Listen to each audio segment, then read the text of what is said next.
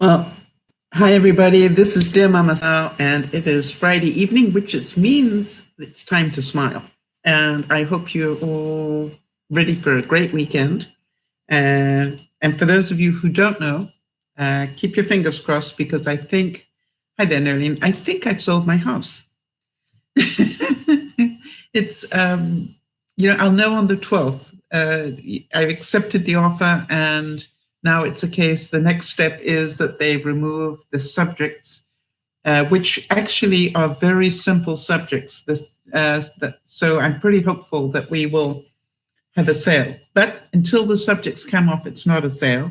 But I thought you guys would like to know them.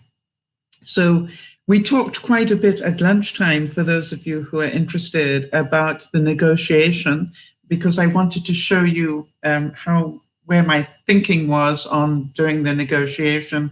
And then also I spoke a little bit about what the next step is. As you know, I've been trying to teach everybody that if you take things one step at a time, you reduce a lot of stress. So now that it is sold, or will be on the 12th, we hope, keep your fingers crossed, Nolene. That would be awesome. And anything else that you care to cross. I'm a great believer. If it's meant to be, it'll go through. And if it's not meant to be, then it won't. The bad news is I can't make a mess yet in case it goes back on the market. So, but it is very interesting. And what I wanted you guys to do was to understand how I was doing all these little steps. Yes, Isabel, what I did was I actually videotaped the little bit of video that you did, and then I sent that on. Hi there, Pat. And then I sent that on to Jody so she'd see it first. I will be editing that video very soon, and thank you for permission to use it. I appreciated getting that in writing because I don't like to use other people's stuff without their permission. It's, I'm funny like that. So it's great that you did it in writing for me so that I know. And I presume that also included the pictures. I was a bit concerned about, a couple of those pictures look fairly personal. So let me know if I can use all or some of them, because they were really great. The fact that it was short wasn't the issue. What was important, Isabel, is that you thought about Jody while you were on vacation. Hi there, Pat. I'm sorry that the internet is spotty. I don't know if you heard, but I think I've sold my house, Pat. So we're just all keeping our fingers crossed. We'll know on the 12th when the subjects come off, hopefully. So the next step is I have already said that I am available to start looking now on Monday afternoon and evening, early evening. So that'll be my next step. Boy, this is, it really is. It's just like, if you take one step at a time, it all falls into place pretty much. And then Tuesday, I have a meeting with the bank to find out if they're going to give me a bridging loan or not. And for those of you who don't know what that is, I've got my house that is in the process of being sold, but I want to buy another one. Now, if the bank likes everything about the original deal that I have, and if he thinks I warrant it, then they can give me what they call a bridging loan, which means lend me the money, so my own money, I might add, lend me my own money so that I can go and buy the next one immediately. I don't have to wait until the end of August necessarily. So that's what we'll do. Hi, Erin, good to see you. And big hugs to everybody. So let's hope that it all goes well. I thought for today's smile that I would do some quotes. I was going to do some Archie Bunker quotes, but I realized how incredibly difficult it was to do quotes from Archie Bunker, because for those of you who knew him, he was very funny, but you don't realize how talented he must have been to be able to get the words wrong so consistently. The reason I say that is, if you like, I will do some of them for you, but it was just like, I find it difficult just to read them incorrectly, never mind learn them incorrectly. Thanks, Pat. Congratulations will be in order when it's a sale. At the moment, it's a offer that I've accepted. It's not a sale until the subjects are off. So, but I must admit, it was a very interesting process, which is why I talked about it at lunchtime, because I wanted people to see that you need to come in, that both people are fairly happy. And it required that I let go of some stuff and so forth. Hi, Kerry, good to see you. And also, for those of you with pets, just to let you know that the front end of the broadcast at lunchtime, we did about some tips on how to look after your pets in the heat. We did both cats and dogs. So for those of you who've got puppies and kitty cats, just hopefully that will help you a little bit. It was interesting, actually. Some of the ideas were quite interesting, I thought. I of course, have a problem because I lived with pets in Africa. And it was pretty darn hot there, way hotter than it is here. And, it was strange because I look at it and go, why didn't my dogs die in the car in Africa? Why didn't my dogs get blisters on their feet in Africa? I don't know. All right. So, Erin, you need a bit of a smile. Most people do. And that's why I like to do the Friday evening as a smile broadcast. I sort of am aware that we've all got big stresses and things going on. By the way, one of the other things I was talking about at lunchtime was one of the things I noticed about myself after this deal went through, in as far as it went through, I accepted the offer, was about 2 hours later, I found myself doing this. And, I literally went, you are rocking. And I went, yeah. And so then I took control and that was fine. And I went about things. And the next thing I noticed, I was still rocking, and it took me about 2 hours for my body to stop doing that. And I realized that it was self-soothing. It had been very stressful, and automatically, that's what my body was doing to try and look after me. Thank you, body. I appreciate that. So I wanted to give a big hug to Jody. She's also been going through a tough week, by the way, just so that you guys know, as has Erin and a couple of other people. But Jody and Lionel have had some issues as well. I don't know if I can talk to it. Jody, let me know. But I just wanted to give them a public request for thoughts and prayers with this group that actually comes in, because you guys are so supportive of one another. So Bob Hope, who, it's been a hard couple of days for you as well, Kerry.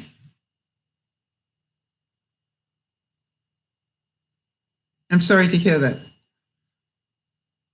Do you want to tell the viewers why, or do you want to just keep that to yourself? That is your call. I'm just going to carry on with the broadcast and I'll catch up when I look again. Bob Hope said, my idea of Christmas, whether old-fashioned or modern, is very simple. Loving others. Come to think of it, why do we have to wait for Christmas to do that? How many of you agree that it's like, why do we have to wait for Valentine's Day to acknowledge the ones we love in the way that we do? So Pat, again, if you want to share why, please do. So you look at it and go, be aware that we can make every day, a Christmas if we wanted to, in terms of the ideal of Christmas, right? Bob Hope also said, you're getting old when the candles cost more than the cake. I'm getting to that stage. So, yeah, Kerry, which anniversary of whom, of what, just so that people understand. And you do understand that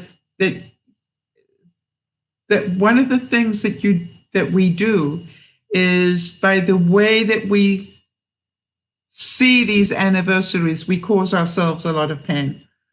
And I have to say that. So remember to let go of the emotion of it and just deal with the fact, and it will be a little less painful.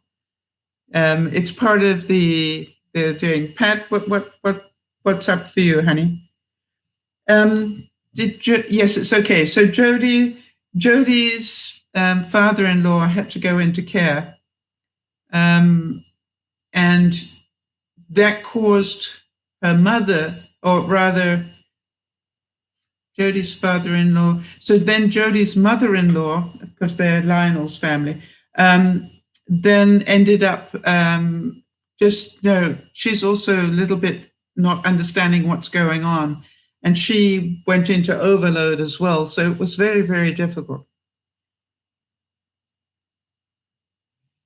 So Jody, I'm hoping that your mother-in-law is doing a little better.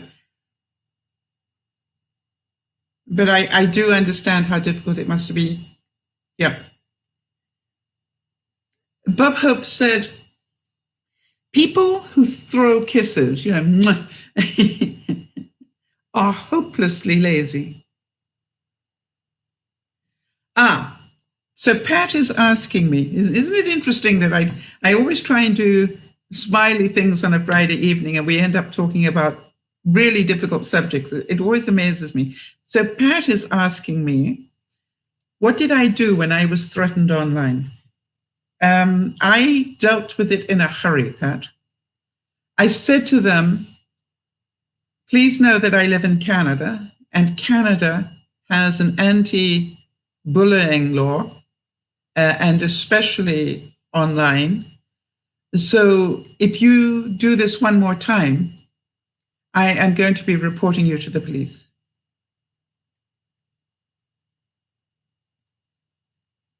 And in fact, I did end up reporting that person. And then they attacked me again, verbally, for reporting them, because obviously something happened. Why did I put in a police report and I said, because you threatened me. You threatened my life. If you remember, I think you were around at the time, Pat, but that person threatened my life. They said they were going to take me out. And I don't mean a date.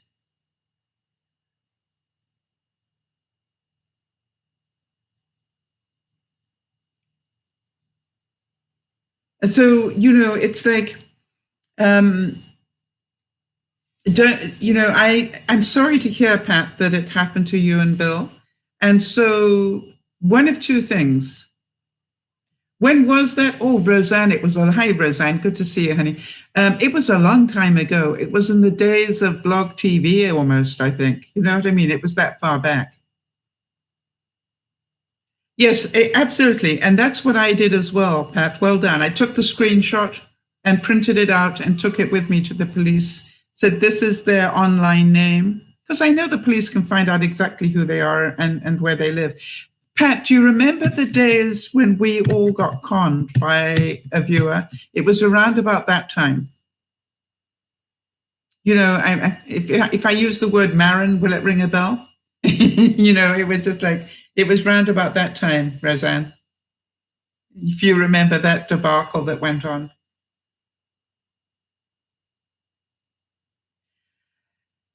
So just know that I'm pleased that you live in Canada. Hi, Jamie, because you do get to report it. I'm not sure if the law is the same in the States, but here in Canada, we take it very seriously.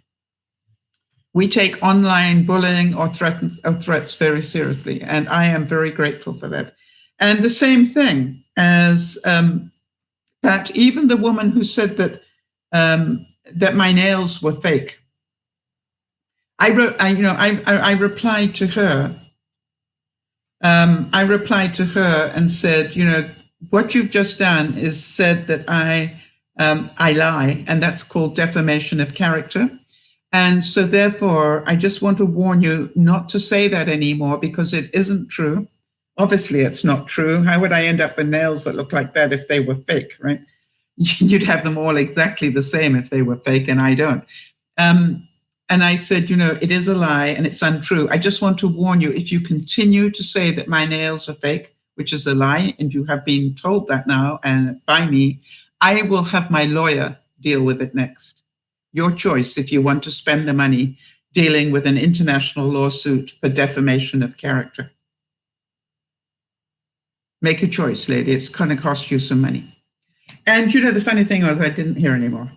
Except, I will say one thing, Pat, just so you know, I have had one person who consistently gives every one of my videos a thumbs down. Right? And, I'm pretty sure I know who it is. And I keep going, why would you waste the time? I have no idea. But anyway. So, yeah. So, Pat, take it easy and don't take it personally. This is a sick puppy. All right. And if you've got the screenshots, that's great. Just, let the police handle it. You don't need to. I'm sorry to hear that it happened. But again, let go of the emotion and just get on with your life. It's a bit like terrorism, Pat. You remember after things like 9/11 and everything, what was necessary was that we all continue our lives, because if we stopped going out, if we stopped flying, if we stopped, then they have won. And what I did was I refused to stop doing the work that I was doing just because they didn't like it. And it was just like, I'm doing a good work and I'm going to continue to do it. The fact that you don't like me is your problem, not mine. Bob Hope said, I have seen what a laugh can do. It can transform almost unbearable tears into something bearable and even hopeful. How many of you agree with that? That if you're really in a sad place, it's a really good idea to find something to laugh at. Or somebody to laugh with. As you know, one of my greatest joys is to go and visit my friend Marnie, because she and I end up laughing a great deal. And, we just have this warped sense of humor. This is in between having very serious discussions about how we're going to fix the world. But, in between that, we laugh a lot because we're so stupid. Did any of you see the quote that I put up that she sent me about being weird?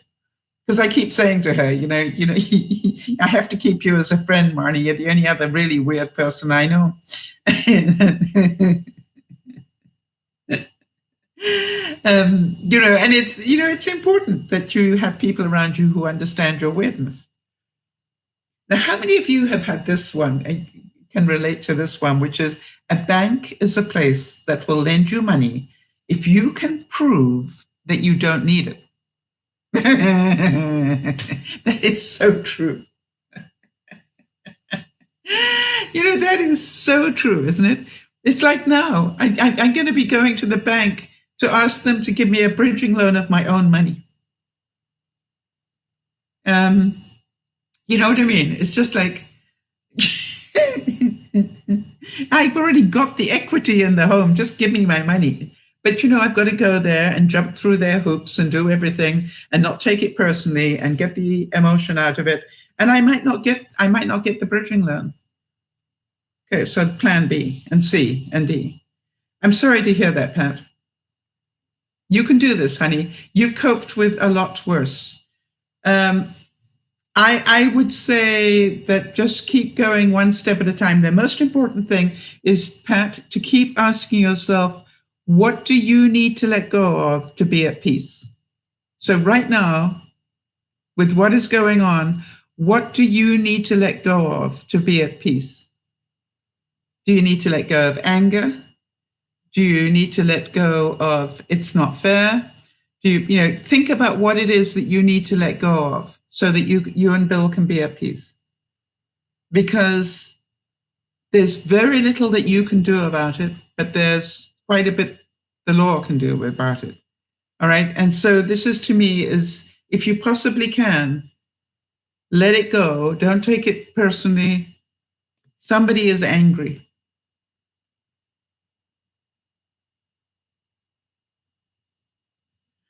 Okay, Erin, let me know if I can repeat that, please.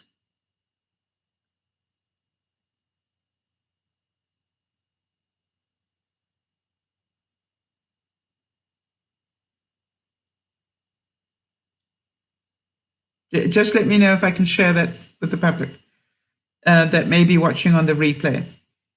I would want your permission to repeat that. In the meantime, Bob Hope said when she started to play, Steinway came down personally and rubbed his name off the piano. How many of you can see that one happening?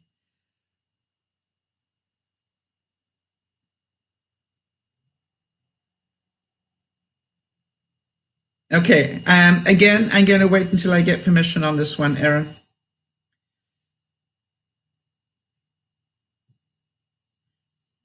And Bob Hope said, if you haven't got charity in your heart, you have the worst kind of heart trouble. How many of you agree? All right.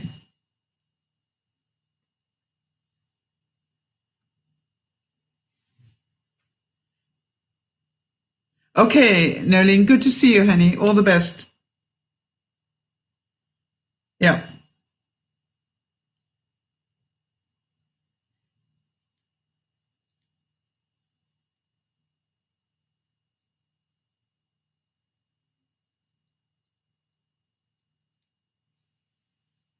Okay, I'm just don't want to repeat any of that until I get okay from Erin.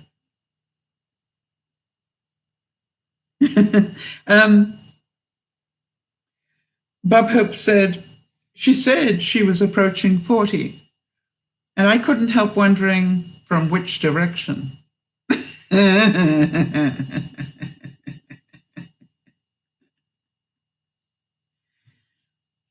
Okay, yes, you need to let go of fear, Pat. All right, totally understand. You need to let go of fear because that person is angry and he knows where you live. And I think that's a very valid fear. All right. And so what can you do? Right, that's the next thinking. What can you do to protect yourself and your family? All right. Do you if there has been a threat on your life, did he actually threaten your life, Pat? Hi there, Nana. Erin, can you please give me permission to read out if you want me to? If you don't want me to, then tell me no. I'm just thinking about the people who are regular viewers that might not be here this evening.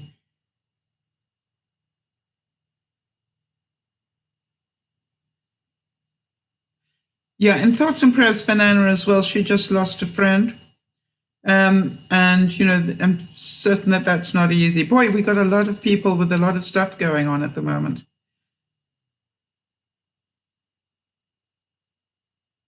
So take it easy, everybody.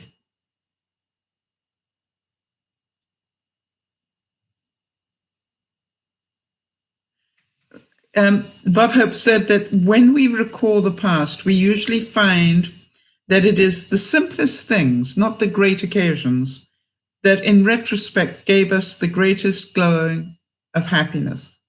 How many of you would agree with that? It was the little things that made you happy, not the big ones. And I'm certain we can all think of little things in our life that made us smile, or little things in our life that we thought were so incredibly thoughtful. And yeah. Okay. So I'm just going to go back. I just got the okay from Erin in writing. All right. So Erin said, I need to go back. Here's what she said for those of you who are watching on the replay and know Erin. She said, I'm okay. I'm going to say it.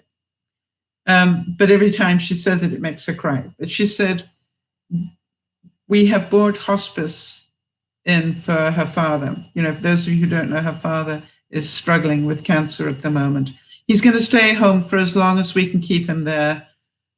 And they're saying less than 6 months. And I have just been given medical power of attorney on my dad. Yeah. You know, Erin, we're here for you, honey.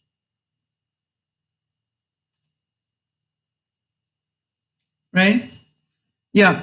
We you and I have been talking all week, Erin, and you know that as best as I know how, I will continue to support you through this. Because quite honestly, you will cope with it on your own terms, right? But I do need you to know whenever you need to let rip or vent, I know that Kerry is here for you. You know that Jody is here for you. You know that Nana would be here for you, all right? So just know that you've got a group of people who are willing to hold your hand if you reach out. Yeah, Pat, I think the fact that he was stupid enough to put it in writing is gives us a pretty good indication that he is not what you might call a smart cookie. And also that he is dealing with a lot of anger. All right. And, you know, what I would have you do, if you can, is to understand that he's not well. All right. Anybody who gets so angry that they threaten that they threaten somebody's life, Pat, is not a well puppy. And it's somebody who has an anger management problem, which makes it scary for you. I understand that. You might even ask for a restraining order to make sure that he's not allowed to be within a certain distance of your house. But from my knowledge, people that are that angry and that upset, ignore those anyway. But it's maybe something you need to do is to ask for a restraining order. And if he disobeys the restraining order, he's going to end up in jail. So, I would ask the police as well, how do I protect my family? That's what I would do. When you make the report, ask for their input. Yes, it has been an incredibly hard week for a lot of the viewers, hasn't it?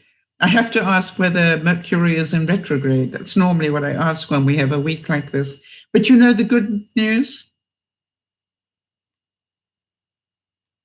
The good news is that we are all here to support one another.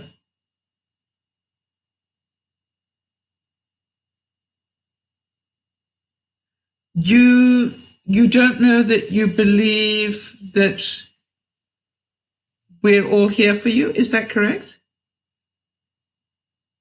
I'm sorry to hear that. I am sorry to hear that. But you know something? The only way that we can make sure you know it is to prove it to you. And I think, the thing is, not everybody will, Erin, but there are quite a few of us that will be there. So just one step at a time. And please keep coming in and talking about it, because it's really important.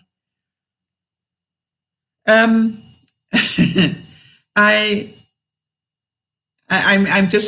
chuckling about Kerry's comment about she's sick of fireworks. How many of you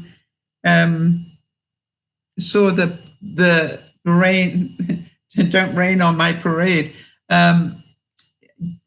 It was really interesting to me that I was saying to Jody earlier, with no disrespect to the Coast Guard, but with all that pomp and ceremony and everything else, and this big thing about the big show that they were going to have, when they said, okay, fine, and now we're going to bring in the first flyover, quite honestly, I hate to admit this, but I laughed. I went, oh my gosh, the Russians are going to love that.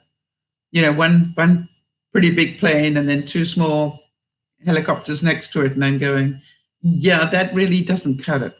I don't know why. It was just like, no, this really doesn't cut it. And the fact that apparently the comment about that during the revolution, that they attacked the planes, the planes attacked, and I'm going, they hadn't invented planes then. It took another 120 years before they invented planes. So where he gets some of his information from is beyond me. Yes, but Kerry, I don't know if you saw, or maybe I haven't got it up yet. But a lot of people, it will go up. I think I scheduled it to go up soon. I don't know if you saw it, but a lot of people chose not to go to celebrate the 4th of July with the fireworks, Kerry. And what they did is they went to the shelters to be with dogs. And I thought, what a great idea. How many of you are going? I would never have thought to do that. And they literally, I sent a picture and it'll go up on the Facebook feed, but of people just, bringing their deck chairs and sitting next to the cages and just talking to the dogs and letting them know they're safe. I as a past dog owner, that really touched my heart. All right, so look at this. Okay, Erin, I see the voice recognition didn't work so well. Okay, so you do know that we care. That will please a lot of people a lot more. Yeah. Yes. How kind of Sharon? Sharon's saying, Erin, if you have any questions about hospice, maybe she can help. Her husband was on hospice. Yeah. And at the moment, the hospice is going to Mark, right? He doesn't have to go in. He's going to get it at home. So that is wonderful. I'm pleased to hear that.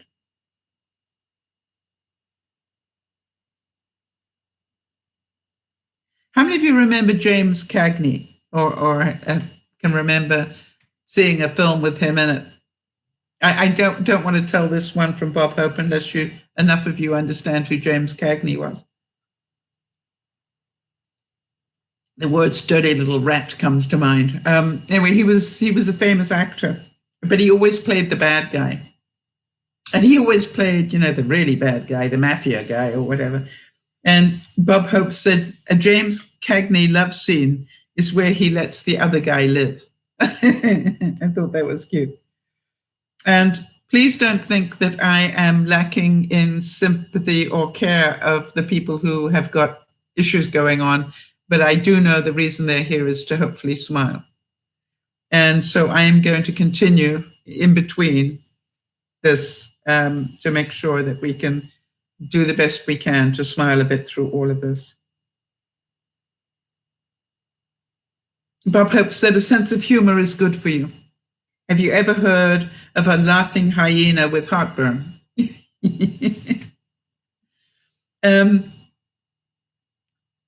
Yeah, you know what I did? And I wanted to mention this.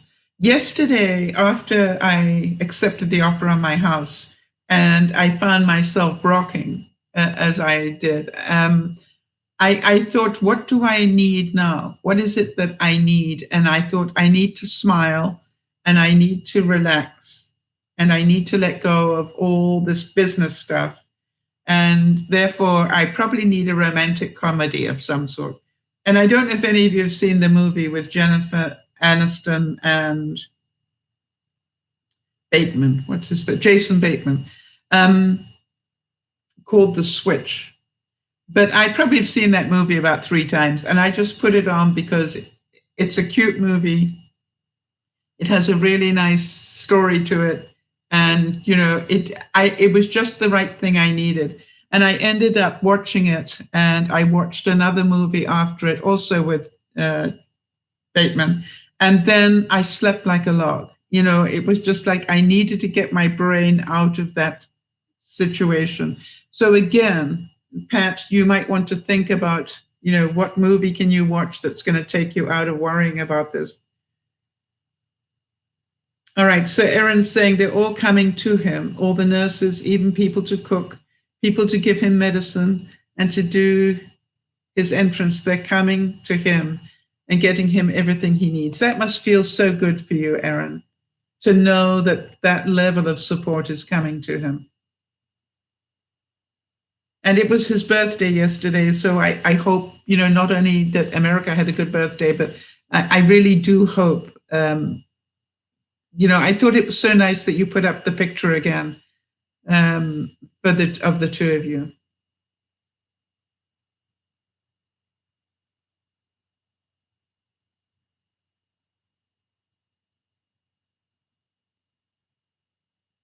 Yeah, your daddy's got a very sick sense of humor, right? Literally, all right. So you're saying, The way to get insurance to give you everything you need, you need to be dying, right? Yeah. Well, yeah, at least he is getting it. Be very, very grateful, because there are an awful lot of people who haven't got that sort of insurance. And so I am really glad that you have got that sort of insurance. I certainly don't have that level of insurance, I don't think. But then I live in Canada, so it's different.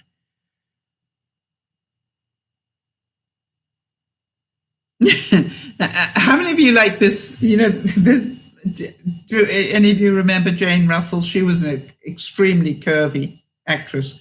And Bob Hope said, culture is the ability to describe Jane Russell without moving your hands. Yeah. I thought that was beautiful. I really did. Then he said, over the years, I've been subjected to many indignities, all for the sake of art. If I ever catch him, I'm going to kill that guy.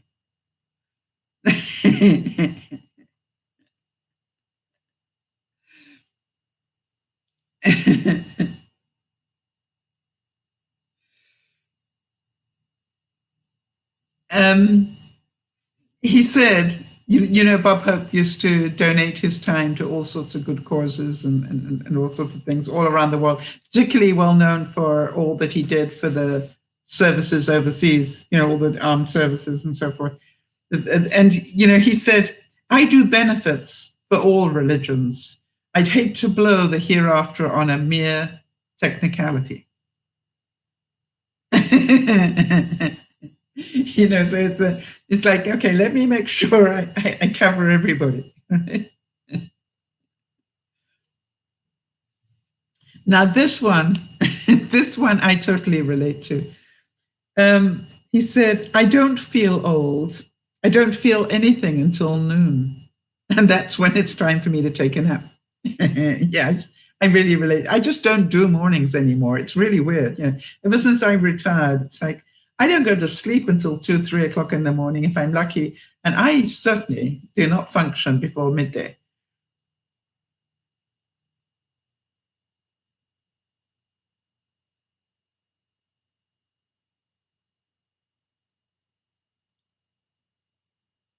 Okay, so Erin, try that one again. I read it twice and I still don't quite get it. So if you could possibly just try it one more time.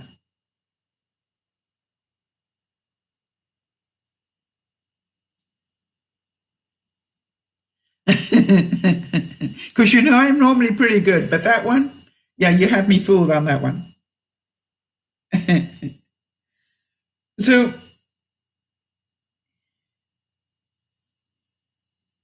if you want to be loved, be lovable. All right. How many of you agree that, you know, we can't expect people to love us if we're not lovable?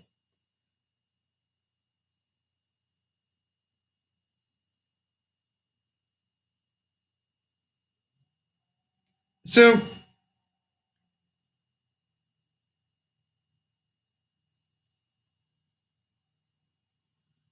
I still don't quite get. Does anybody else read through what Erin said and uh,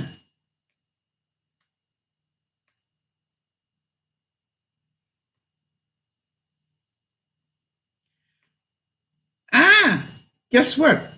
I've got quotes from Jason Bateman, the very guy I was talking about. I just love him as an actor. I find him very, very believable in whatever he does. So I'm going to carry on doing some quotes from him. He said, I'm a guy who's a little bit complicated and is a little bit on his own head and is not the most free-spirited, fun-loving kind of guy. All right. And you know, when you watch him act, you know, you can see that. And yet he's very funny. When you watch him, he's very believable in a comedy. And I think because he is a straight guy, you know what I mean? When I say a straight guy, that doesn't mean anything to do with his sexual orientation. What I mean is he does it very deadpan. And that is, I think part of that's why I find him so believable.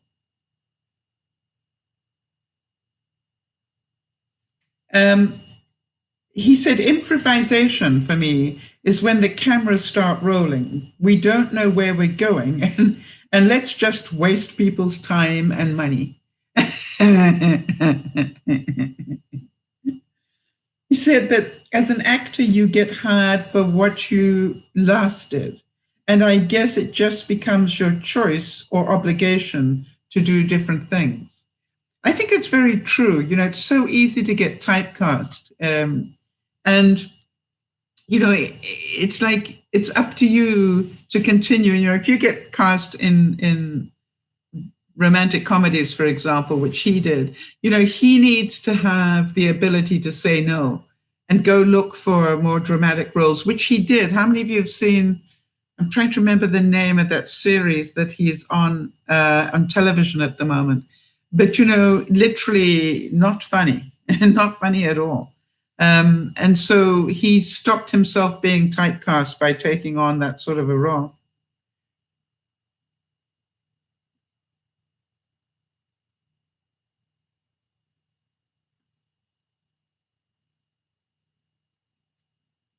Right. Now, this is interesting. He said, okay, well, you know how my dad has a sense of humor.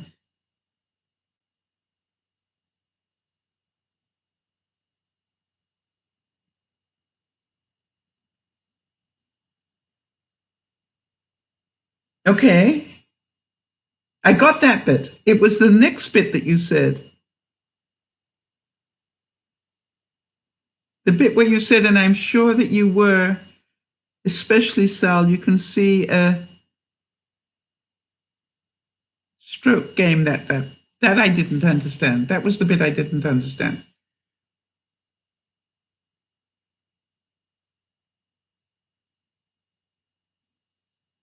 He said that if I'm enjoying something, I like to be able to just have it all. Frankly, it's the way I approach my career now. I am a total workaholic.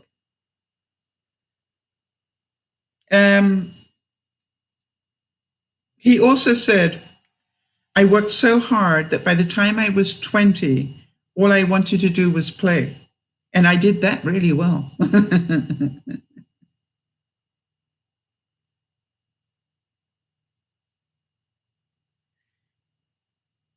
I play around with my Japanese garden.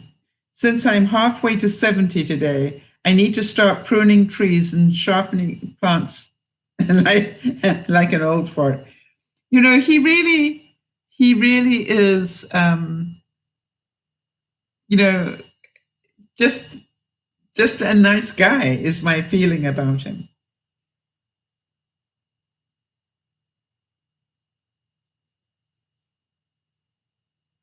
And he said, I don't worry about people misinterpreting my kindness for weakness.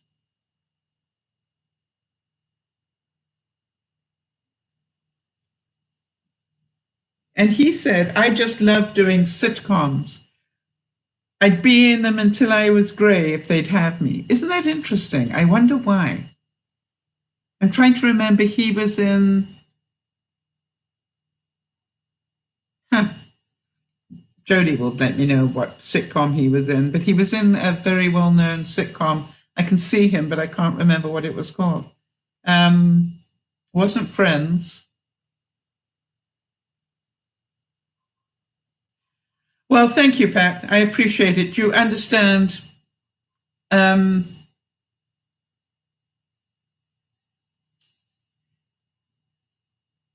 Niasha, her dad has gone into hospice. I don't know if you have that in Tobago. I don't think it was The Office. No. There's another one I'm trying to think of. I'm certain you guys will find it. Can somebody Google it for me? I mean, maybe he was in The Office. I just didn't watch The Office, so I wouldn't know. And the Hogan Family, I don't know that one either. But there was one that I definitely do know that he was in, and I can't think what it was. We'll work it out. Don't worry. He said, I'm not a celebrity. I'm not a big, huge star. And so when people see me, it's usually to talk about something I've done. That's a great conversation to have. I actually, to me, I will go out of my way to watch one of his movies, regardless of what it is, whether it's laugh or not. I will go out of my way to watch one of his movies. Isn't that interesting? He said, directing a movie is the greatest job in the world. I could not be more envious of the guys who get to do it all the time.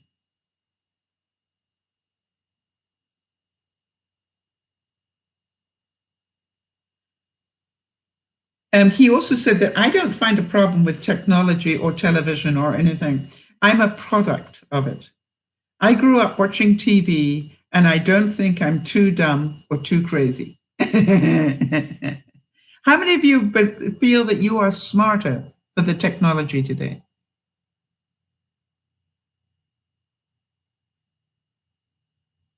Arrested Development. There you go. I didn't know he was in Little House on the Prairie. Are you serious? Now, it was Arrested Development that he was in. That was what I was thinking of. Thank you, Jody. How many of you feel really that you are more intelligent for all the technology that you have today? And, I really have to say that I am amazed how many times I quickly go and double check a piece of information. Niasha, you have nursing homes, yes. Okay, so it's really a hospice is different in a way. What a hospice does, though, I suppose in a way it probably is similar. Is that where people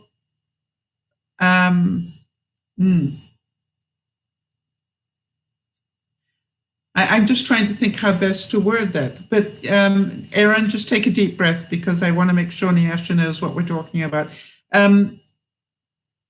Niasha, a hospice is what they call an end-of-life care. That's exactly what I was trying to say, but I wanted to make sure that I gave Erin a heads up before I did it.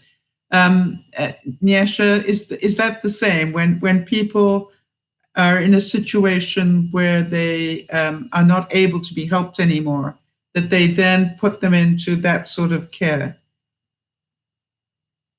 where they can, give them the drugs that they need without, that keep them out of pain and all those sort of things. Yeah, it's interesting. It's interesting that both you and Sharon, I knew the words, you two. I just wanted to make sure I gave Erin the heads up to take a deep breath before I said it. It's like a hospital, but it's more like, it's funny enough, it is actually more like a nursing home. Is actually quite a good description of it.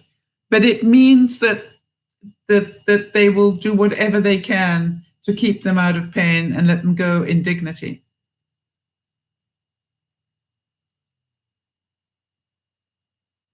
All right. And that's why I just wanted you to understand it's not a regular nursing home.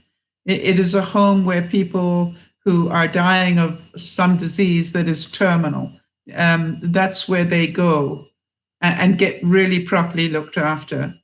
And to try and keep them out of pain and give them as less, the least amount of stress possible. Make sure that they, are looked after in a caring way.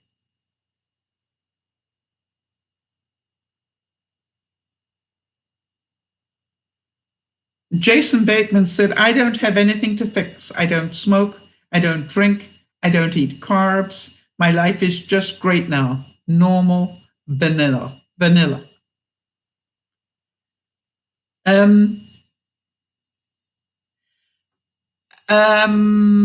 Or you could,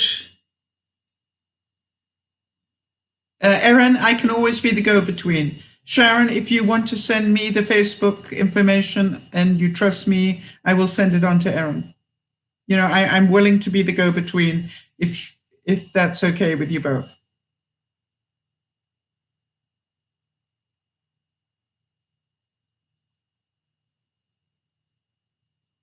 All right. So I know that Erin wants it to happen. I can see that by what she's typing. So send me the Facebook information and I will pass it on. And Erin's pretty good and she will know how to ask for permission on Facebook. Thank you, Sharon. I appreciate the support.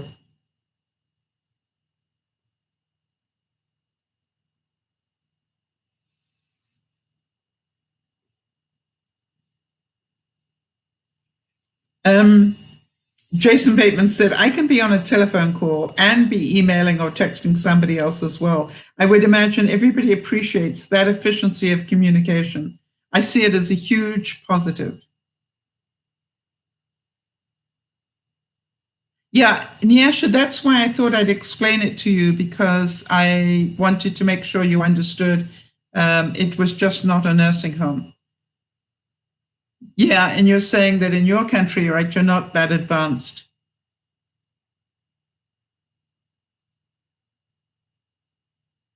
Yeah. So this is like people trained to help people in their dying days. That would be, I just want to make sure that you understood the difference. Because Nyasha, I really am aware that we take these things for granted in North America, and I know that things are different for you in Tobago. So that's why I wanted to, even though it was a difficult subject to talk about, and please forgive me, Erin, I wanted to make sure Nyasha understood.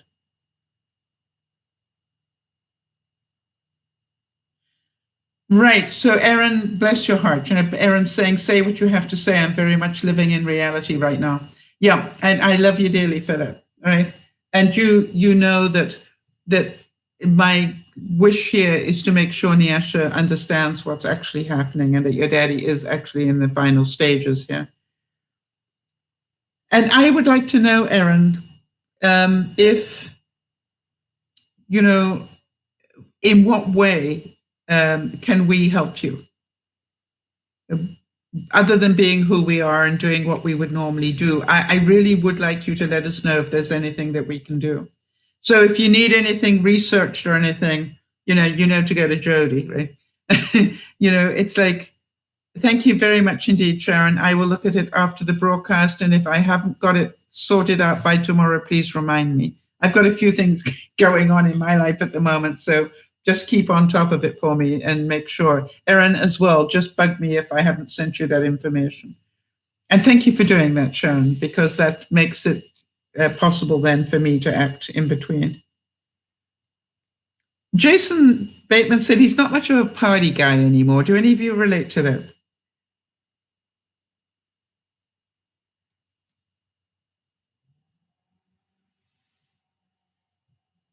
He said that what's frustrating as an actor is that when you want to work hard, you can only work once that phone rings, and then you can only work until the production wraps up. Then you have to find another job. I don't think I want to say I don't think I could live that, and yet I realize I did. When I was a professional speaker, that's what my life was like. It was like, okay, I've got this booking, but after that, what have I got? It wasn't, some years I would be booked a year ahead, but there were also some months when I had nothing booked. So, to me, I totally relate to that, which is sometimes, you just don't know where your next job is coming from.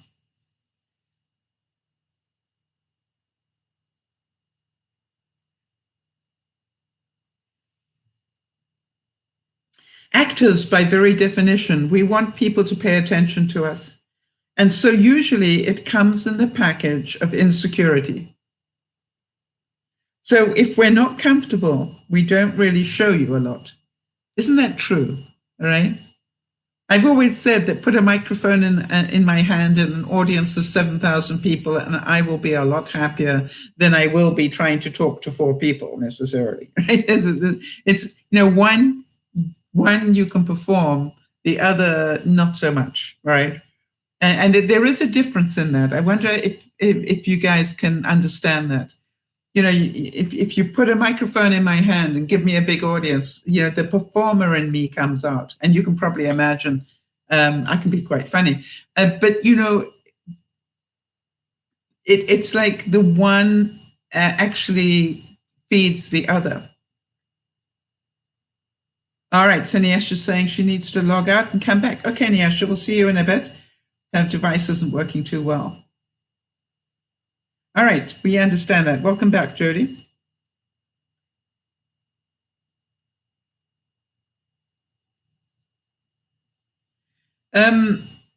Jason Bateman said that on the whole, a director who makes the set a comfortable place to work is really important, whether it's a comedy or a drama. What did I see? I saw the movie. The other movie I watched last night was The Other Boleyn Girl, like in Anne Boleyn, Henry VIII. And I don't know why. I saw that on Netflix. I don't know why I hadn't seen that before. If any of you like period dramas, it's a really good story that I didn't know had happened. So,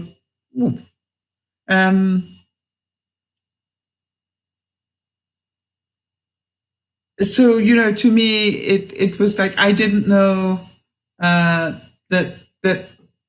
Anne Boleyn's sister and Henry VIII were nearly an item to start with. You know, it was all very interesting. Anyway. All right, so Erin's request is, honestly, and I quote, honestly, I would like it if people could just message me and remind me to breathe every now and then. Because right now, I get going so fast thinking, and I have to be there for my dad and everything. And I totally forget how to slow down. Erin, I want to help you, honey. When you can feel that you're overwhelming, just do what I've been doing is my recommendation. Just say to yourself, what do I need to let go of right now to be at peace? You know, whether that's fear, whether that's worry, whether that's insecurity, you know, will I be able to cope with all of this? What am I going to do if I get that telephone call that asks me to make a very difficult decision? Just let it all go. And that's why I keep saying to myself, what do I need to let go of to be at peace? All right. And I would really recommend that, Erin, because just in saying that to yourself, it'll help slow you down. You know, the same way as when I was in the middle of all this negotiation, and it goes down very quickly when you're selling a house, Erin. You know, when I was in the middle of all of that, I kept saying, what do you need to let go of to be able to do this quietly and at peace? You know, I needed to let go of my expectations. I needed to let go of all sorts of things. And that is what, that really is what I concentrate on. All right, is what do I need to let go of? And this is not an easy time, Erin. And I think the more that you can keep in touch with us, you know, you have the ability to teach us all. The same way, Erin, as I am trying to make sure I keep honest with you guys about what's happening with me, because I think in that, hopefully there will be a lesson for you. You know, other people hopefully will learn from that. And so, Erin, although none of us want to think about that, but the possibility is we're all going to have somebody in our lives that has to go into hospice. And so you can help us learn. All right. Jody, your father-in-law just went into not hospice. What did he go into? Critical care? You know, and I don't know if Nana is with us, you know, but this is all very, very raw for a lot of people. Because, you know, Nana, you know, her friend needed to go into hospice and she died, like almost immediately. So, you know, my heart goes out to all of you. And the best we can do is just do what we can to distract our mind. All right, so Jody's father-in-law has gone into rehab hospital. although hospice has been brought up. Yes, I would imagine because of his diagnoses that's what I imagined, that he probably will need hospice care. But they will make that decision. Luckily, at the moment, it's rehab. So, we'll take one step at a time, Jody. Remember that, right? And remember that there's very little that you can do about it. All right?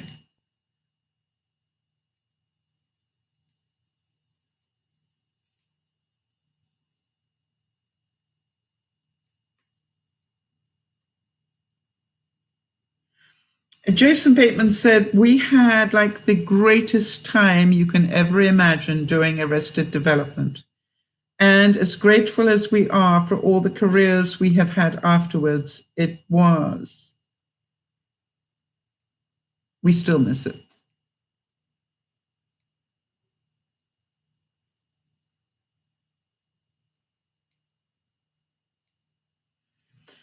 Okay, so Erin's saying, and this is a very valid point, all right, that we all can relate to, I think.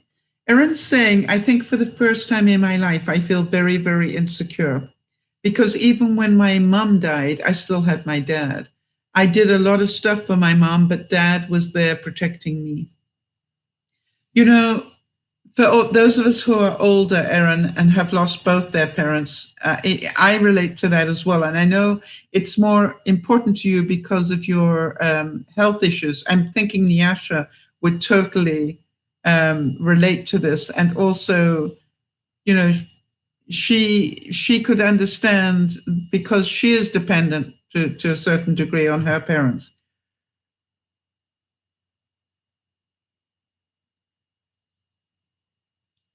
Yes. Now, Erin is saying here, it's, because she and I talked about this yesterday. She said, it's like I told you about the earthquake, and a couple of days ago, it scared me. But not the actual earthquake, but the first person I texted, when the earthquake happened was her father, right? That's what she said. It was my daddy. And what am I going to do when I can't do that anymore? Well, Erin, you're going to have to adopt new people in your life. All right. That's one of the things I keep saying to people, that, you need to find yourself a new mother figure and a new father figure in some way, somebody in your life that you can look at like that so that you can text. I do that all the time. I have, funny enough, my mother father figures are actually my sons and daughter figures, right? I don't have sons and daughters, as you know, but I over the years have collected would be sons and daughters, so that when I get into problems, I can text them. So we all go through it in different ways, Erin. And I know it's more critical for you because of your health issues, but you have been taught very well to be independent.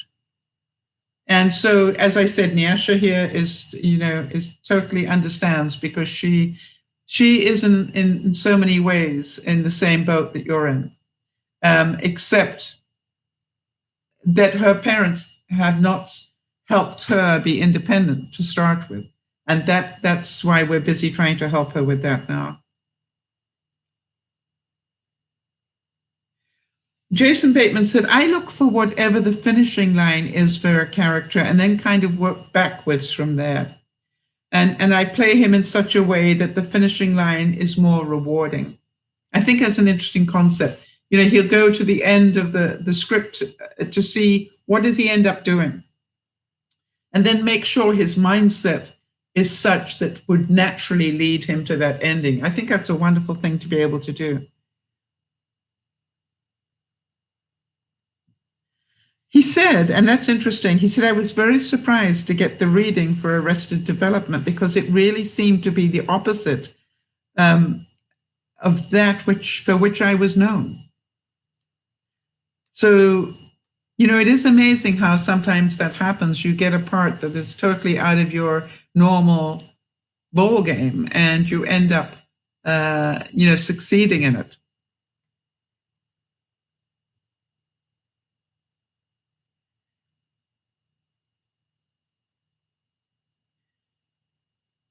He said, I owe everything to Arrested Development. It just shows that everybody is kind of a job away from having relevance again.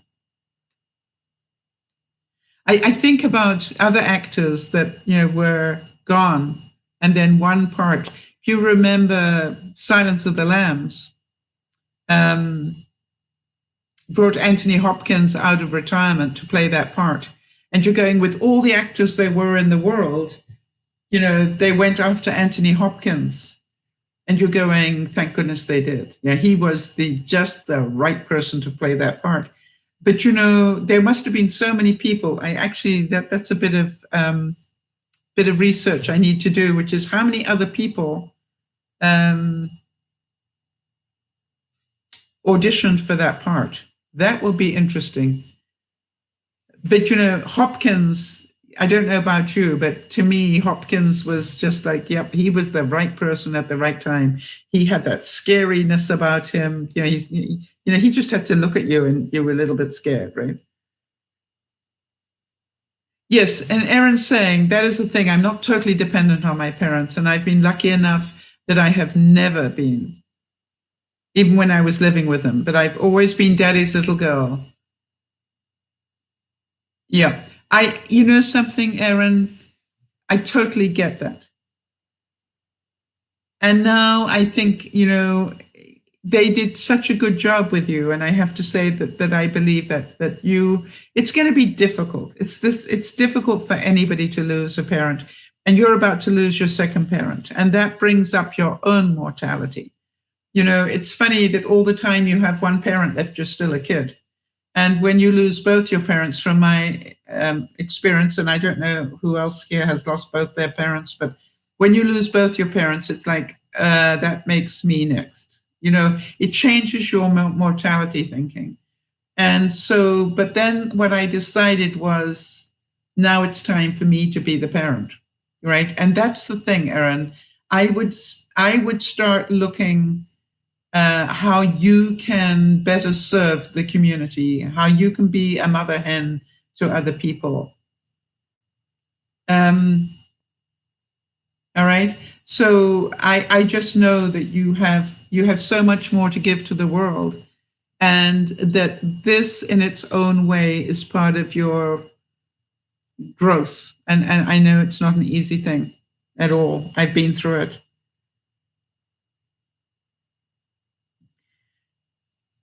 Jason Bateman said, my family's pretty funny. My mother is British, so she's got a very dry sense of humor. And that's where I got it from. I guess that's why I enjoy him. He does act in what I call a very British sense of humor way.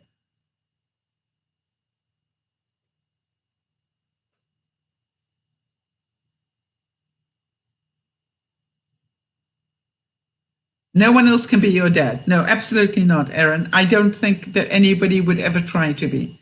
That is not really what I meant. What I meant was, what I meant was that you actually will find other people that you will be able to text to that won't be your daddy, but other people who will care about you enough.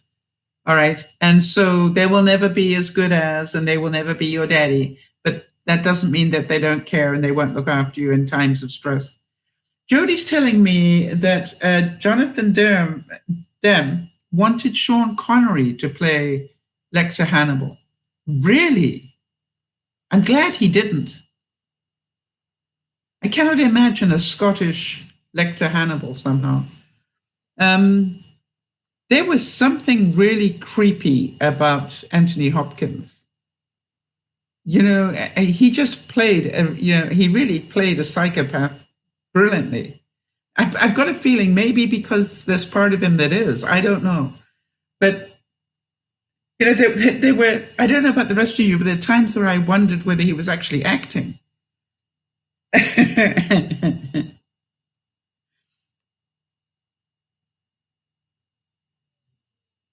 Oh, he was in Hogan's Family. I don't know what Hogan's Family is. I'm going to have to look. I have to look. The only Hogan I know is Hogan's Heroes, so now I've got to go and check something out. Yes, it's interesting. Jodie's saying we're talking about Anthony Hopkins again. He was so creepy. I couldn't sleep well for the longest time after I saw that movie. Yeah. I want to tell you that, that's why I'm saying that he was so good, because, I can see him forever, on the phone going, you know,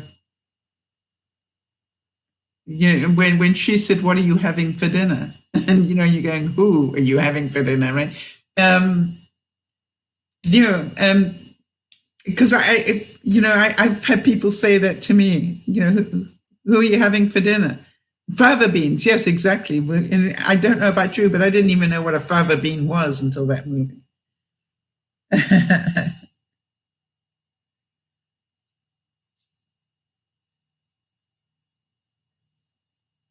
um, yes, Nyasha, that is sad, isn't it? That is sad. She's saying that her father had said that when he dies, he hopes that she will go right after him, so others don't take advantage of her. I think, what I read in that, though, Nyasha, is I think in his own way that is very loving.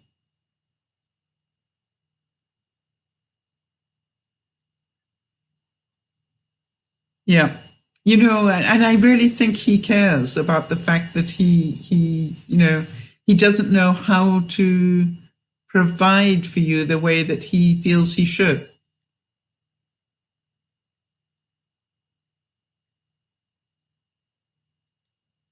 Yes, they've been very unwilling to let you grow up. Yeah. But you know something? I think don't try not to be angry. They just didn't know how. All right. And I think that is something that you're beginning to see now. Don't hate them for that. They didn't know how to. It's not within their ability.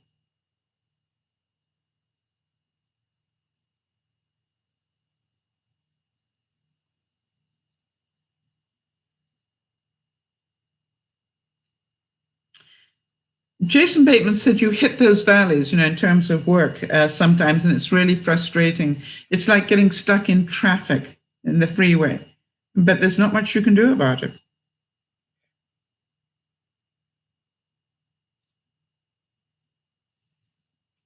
I really love his humility. He's saying, I'm a pretty normal sort of guy. I'm really good at knowing how a normal guy would react in situations. He doesn't have to act, right?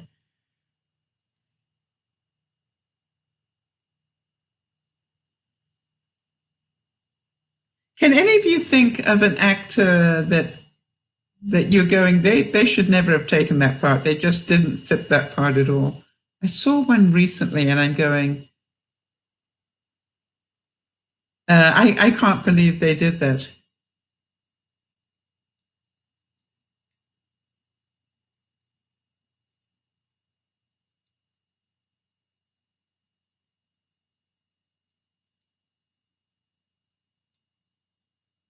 Yes, Erin, you're so correct on that, right? Erin's saying, but there's something I already take care of so many people here that I still try and take care of my old roommates at the med house, and a lot of people call me mum as a joke. Yeah, you don't have to physically be anybody's mum to get called mum. Believe me, I know. And I think you are a natural carer of people. And yes, Nyasha, there's part of you that probably, thinks that life could be very different for you. All right. And I would encourage you to create a life before you need to. You know what I mean? I really keep saying to you, do whatever you can to get out of the house and go to a church, meet people, find friends, because you may need them later on. And it's not that I don't mean that to sound as callous as it does. Don't go make friends so you can need them later on. But just, I think you deserve to have a group of friends, real life friends, not just people on the internet.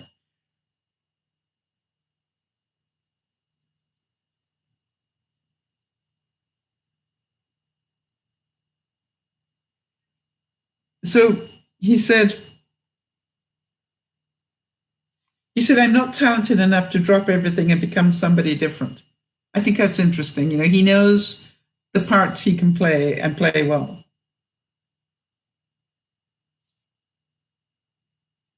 He says, I really empathize with some of my peers who had success in their early years, and then it dries up and there's no reason to get up in the morning. Isn't that interesting?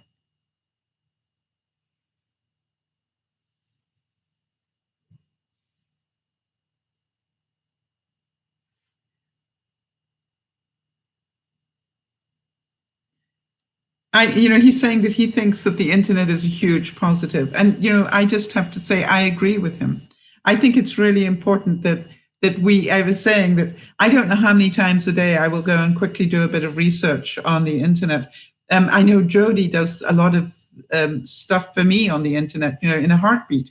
And I keep thinking, Jody, what a blessing for you when you've got a mind that works as fast as yours does.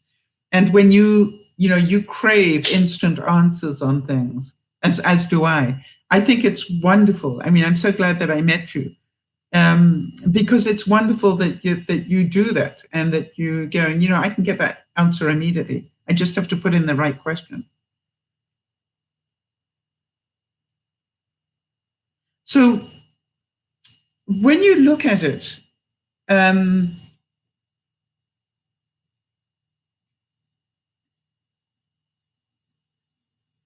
all right, so Erin is saying, I believe that I found those parental people here. There are a couple of nurses, all right, that are not here anymore, that everyone called my mama bears because they would still come to take care of you. I think that's wonderful, Erin, I really do.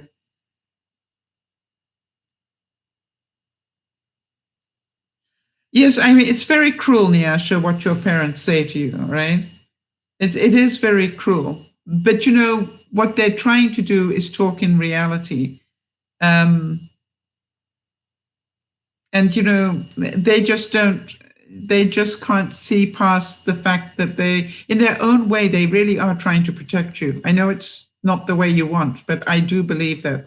I do believe that in their own frustrated way, that's what they're trying to do. And they believe the world revolves around them alone. Yeah.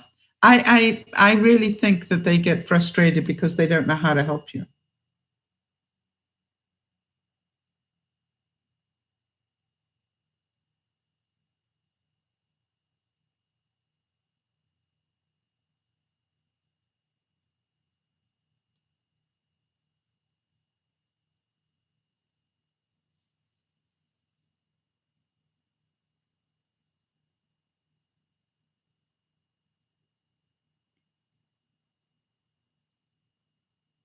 All right, so Erin's saying, I talk to those ladies every day and they still come to visit.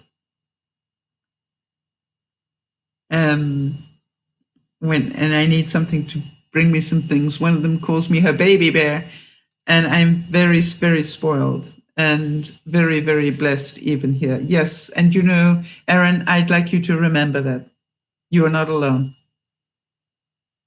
And yes, it will be horrific when your daddy passes, but you're not alone.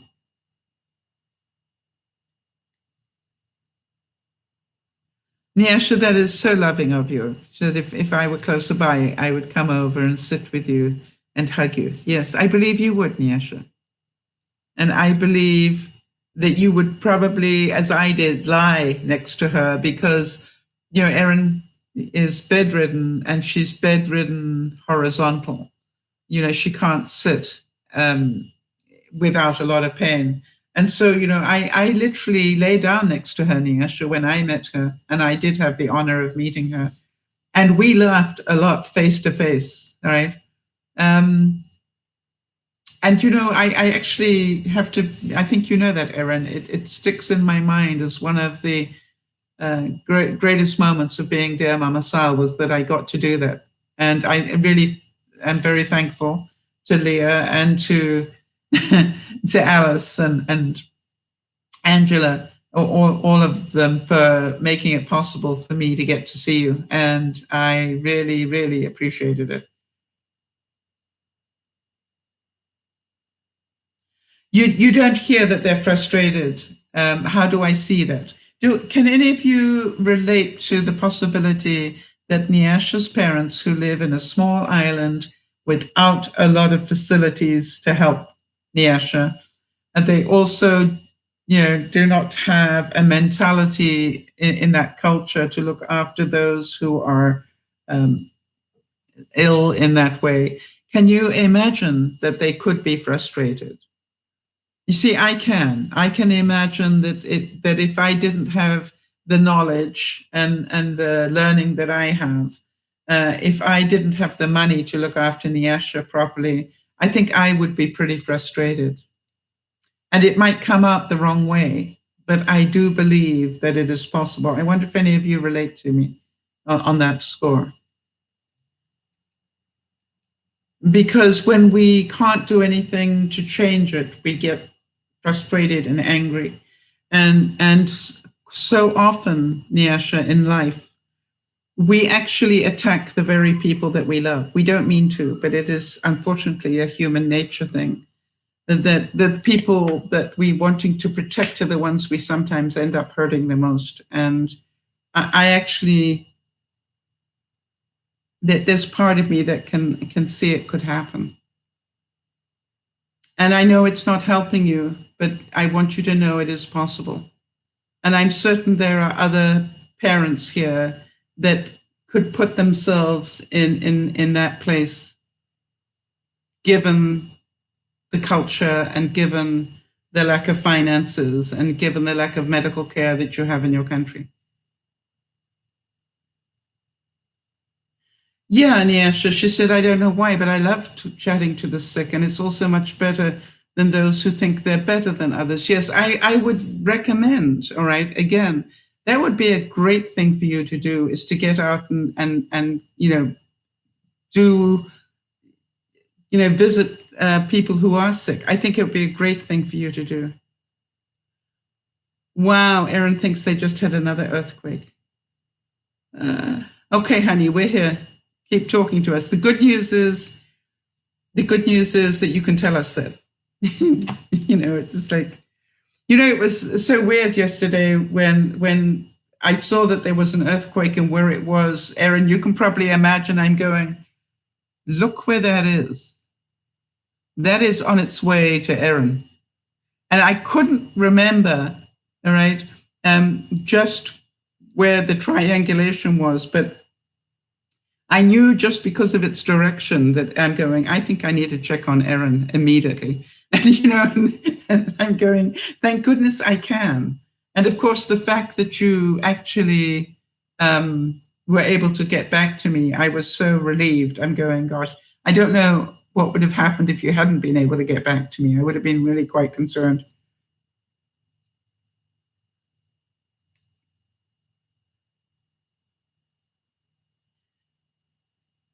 So, yes, no, she's not in Las Vegas. She's in California. But that's what I'm saying, that when I looked where the epicenter was, how far away from you was that, Erin? It wasn't that far away.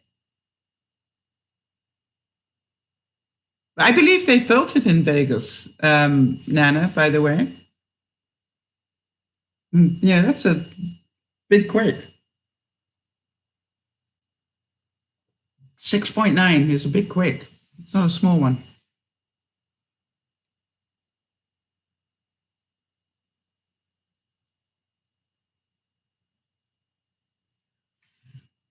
I'm just, I'm pretty sure Erin will let us know how far away from her that quake was. But I would imagine it wasn't that far.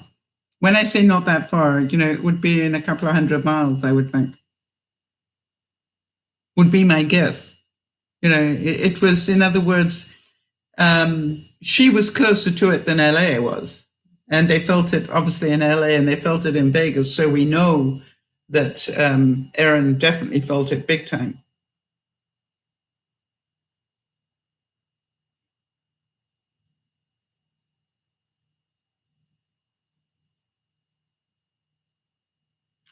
Listen to what he had to say about All in the Family.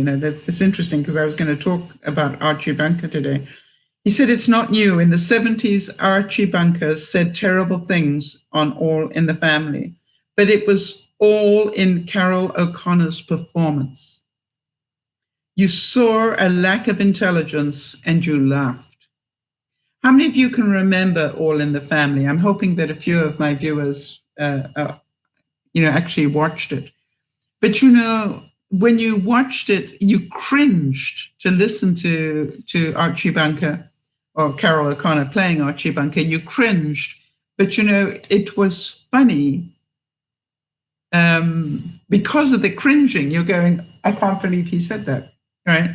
Or I can't believe he thinks that. But, what I'm going to do, with your permission, is actually read you some of the things that he had to say in that script. Because, when I was looking to do this broadcast today, I wanted to give you quotes that Archie Bunker said. Let me get back there. And, I just went, boy, I don't even know that I could do a whole broadcast just quoting him because of the things that he said. Hang on one second. Let's try and get some up here.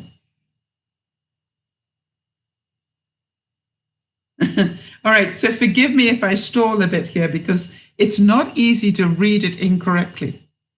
All right, your brain automatically wants to correct it. And that's what made me realize how great an actor he was, to be able to learn to say it incorrectly. Said, this is Archie Bunker talking here. He said, no bum that can't speak perfect English ought to stay in this country. They ought to be de-exported the hell out of here. Now, can you imagine that he could say that without stopping? So let me try again. No bum that can't speak proficient English ought to stay in this country. They ought to be de-exported the hell out of here. That's difficult to say.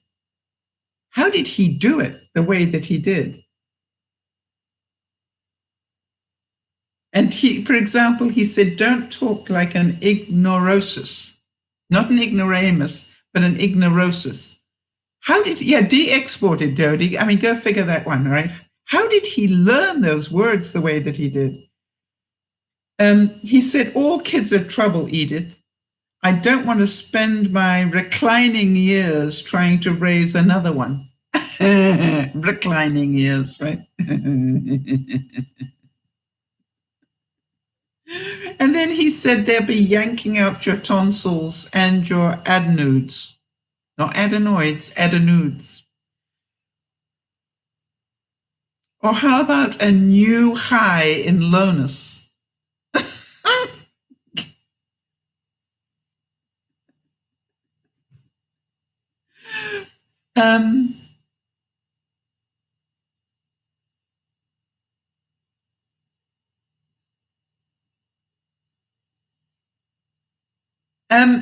Nyasha, the reason they didn't give you better care is they didn't know how to do it, I believe. I don't believe it was their intent. I just don't think they knew how to give you better care. Quite honestly, from everything you tell me about them. And, I've got an advantage because, I know some of the things that might help you. All right. So don't put me on a pedestal. It's just that I know where to go look. All right. And so I can suggest things to you that will help you a little bit, I hope. And he said, this is Archie Bunker talking again. We hold these semi-animal meetings, not annual, semi-animal meetings. and then he said, it passes out through your lower intestine tubes. Not intestines, but your lower intestine tubes. How many of you can see that?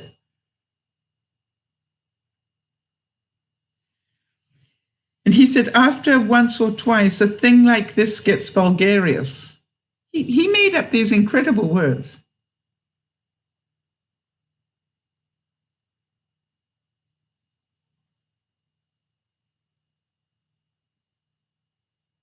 Thank you, Nana. I appreciate you coming through with some parental understanding.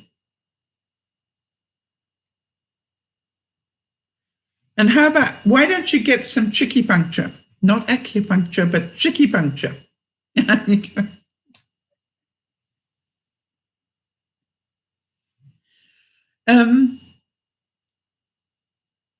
Yes, Nana, and I do believe that. I believe that every parent goes through that to a certain degree. Yeah.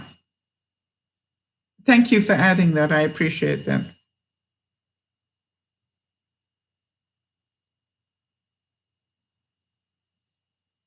And he said, what do I look like, an inferior decorator?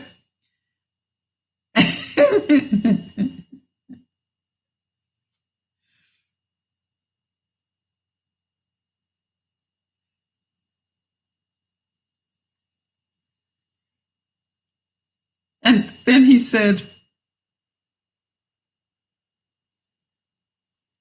when you're working with invalids, especially a lot of kind of decrepit old people, I think he said invalids rather than invalids. I don't know how he said these things, and and to intentionally get them wrong is so difficult to say. Vice versa instead of vice versa. I mean,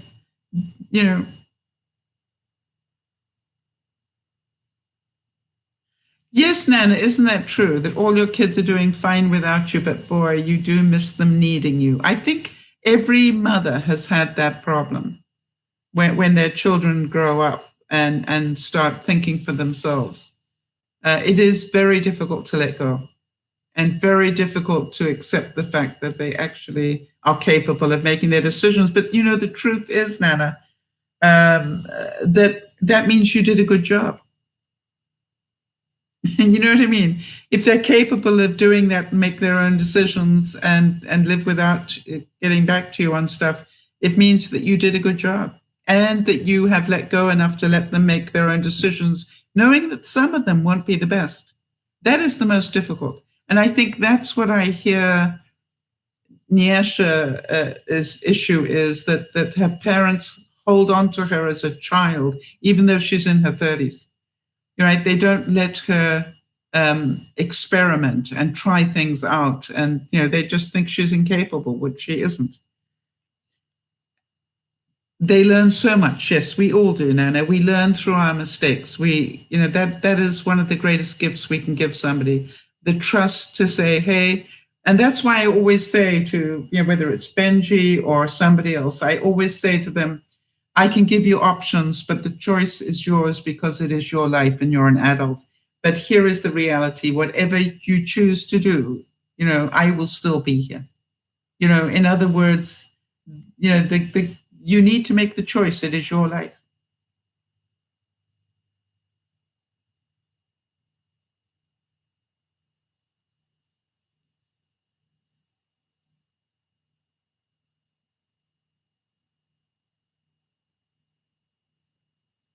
Yes, I think that's very good advice. Thank you, Nana, right? Tell your parents that you understand that they do love you. And it must have been very difficult for them, and still is, very difficult for them to know how to help you.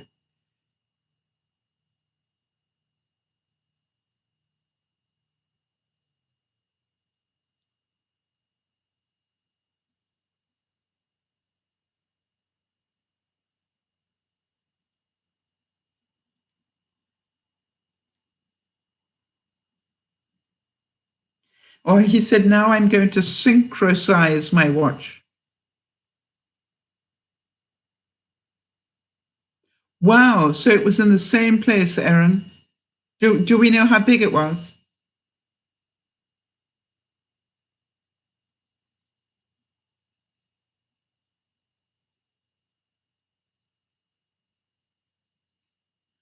Yes, Nyasha, I totally understand why you would say that. All right. that it's very difficult for you to let go of the hurt and the insult and the mental abuse. You know, I can see that.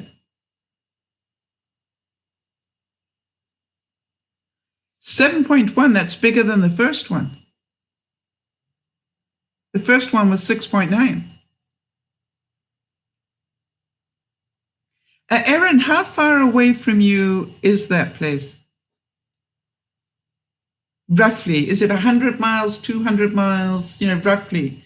Not exactly, just roughly how many miles is it away from you?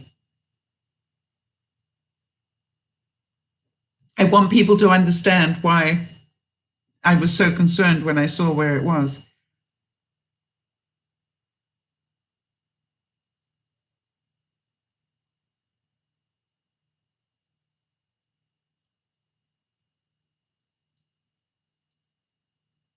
Yeah, you know something, Erin, I agree with you. They didn't need another earthquake, that's for sure. I am certain they were all so traumatized from the first one, and now they get a bigger one as an aftershock. And you understand, to go from 6.9 to 7.1 is huge increase. That's not a small increase. To go from 6.9 to 7.1 on the Richter scale is like huge. It's not small, it is a huge jump. And the reason it's a huge jump is that everything doubles up all the time.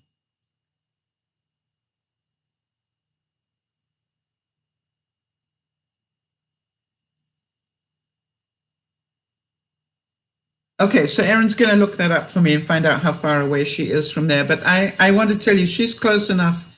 She's close enough to that I was concerned, that's for sure.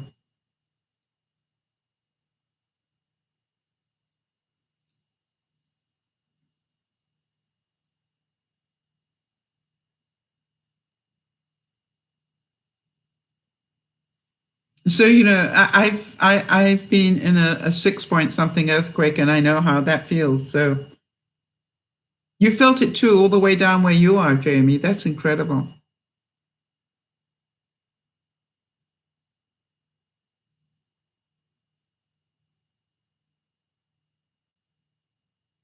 $150 miles away. Thank you. That's what I thought, Erin. I thought you were within 200 miles of it. So that was my guess. I thank you. I was not wrong.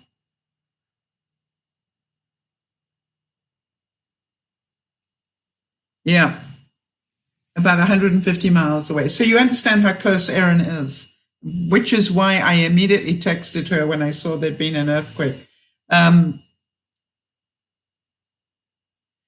In California, actually Eastern California, sort of mid-east. Yeah. And it happened yesterday. They had a 6.9, and now they've just had another 7.1. That is huge.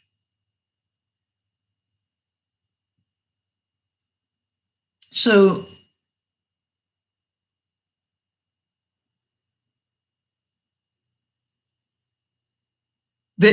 yeah, Death Valley. I've been there.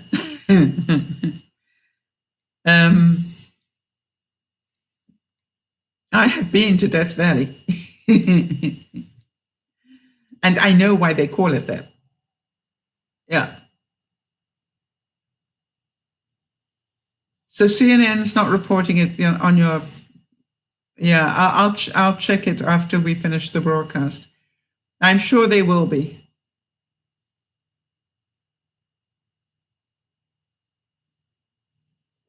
You'll forgive me, but I kept thinking yesterday, President Trump must have been so upset that an earthquake took away half the coverage of his event, and then it rained on his parade, and it was just like, wow, can that guy not get a break here?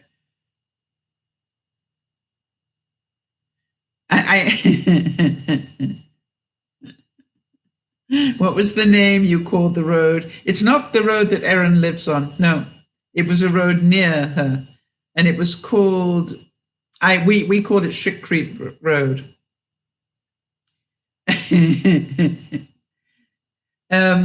It's not what the real name of it is, but it was. Yeah, I just took one look at the name and then that's what I called it. So I have fond memories of that road.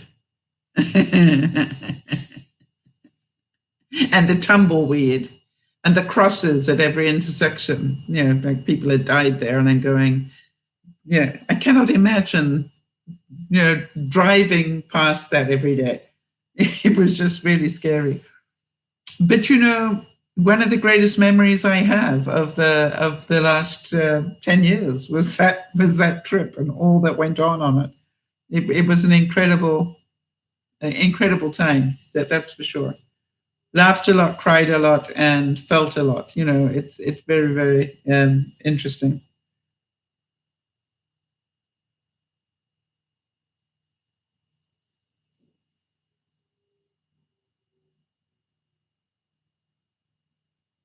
So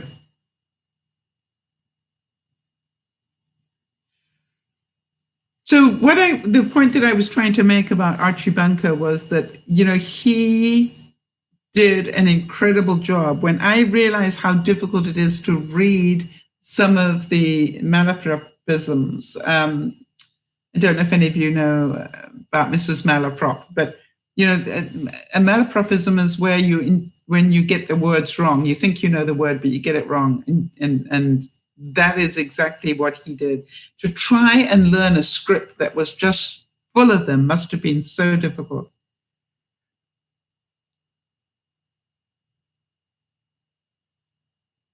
I think that would be, if that's okay with you, Erin, I definitely would appreciate that. Yes, I agree with you, Nana. Nana's saying Archie Bunker made us all see how rude we were. But you know, we didn't know that. And the reason that I wanted to talk about it was because Archie taught us how rude we were. All right. We could laugh at him, but it made us think. How many of you would agree on that one? You know, when you saw his reaction to the you know, when Sammy Davis Jr. came in, and right, when you saw his reaction to that, you know, you go, wow, how could he react like that? But I think the magic of All in the Family was it made you think about your own behavior. I'm certain that it made a lot of men look at the way they treated their wives, because, you know, he treated Edith abominably in so many ways. And she was just so caring of him and so patient with him. I personally would have throttled him a long time ago. But, you know, you looked at Edith and she was so, you know, easygoing with him. And that is love, right? I couldn't do it, you know, that's for sure. You look at the way he treated Meathead, you know, his daughter's husband. You look at the way he, you know, if any parent of mine, you know, treated my husband like that, you know, I would have definitely not been able to keep quiet. All right, so Erin's saying some people are saying that it was 6.4, this aftershock today, but Google says it was a 7.1. We'll wait for them to find out, Erin. Sometimes they come up with different numbers and it takes a while to find out what the actual number was. Yes, Jody, you're so right. You know, Edith needed to learn that no was a complete sentence, right? Because she really did give him way too much slack in certain times, in my view. So that's one of the things I know that they say that in the news a lot, which is this is what we're hearing, but it may not be the real number.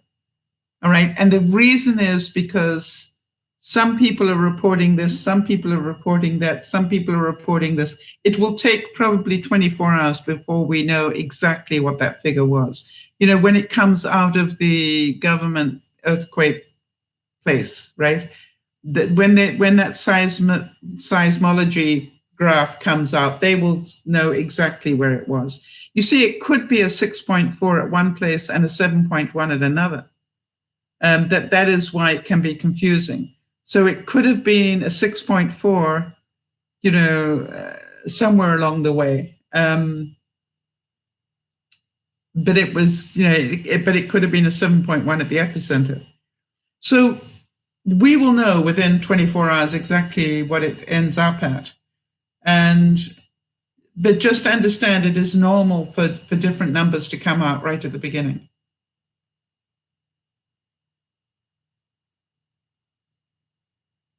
Erin, it's quite all right. You're doing a great job there. I think it's amazing what you can do talking into a machine and having it translate for you. I think you do an absolutely amazing job. I'm so proud of you. And so I would say send it to me directly, Erin, on do it in email so that I can have it. If you send it to me in an email, I can always go back to the email to find it. All right, so don't rush, right? Just do it in your own time.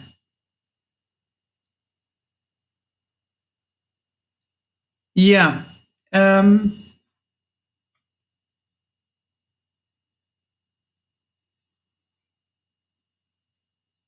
All right, so did they tell you how big it was? Let me see what they're telling me on mine. Hang on one second. I'll have a look.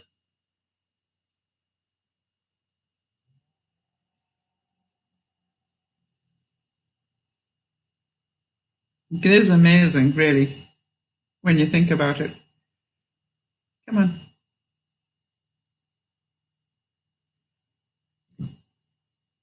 This week would be nice, right? Now, for those of you who don't know what Erin's talking about, she's saying it will always have bacon, what we sell.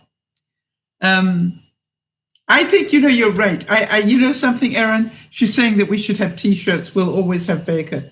I am inclined to agree with you.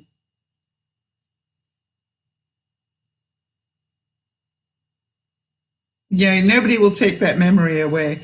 Aftershocks rattle California after the region's strongest earthquake in 2 decades, right?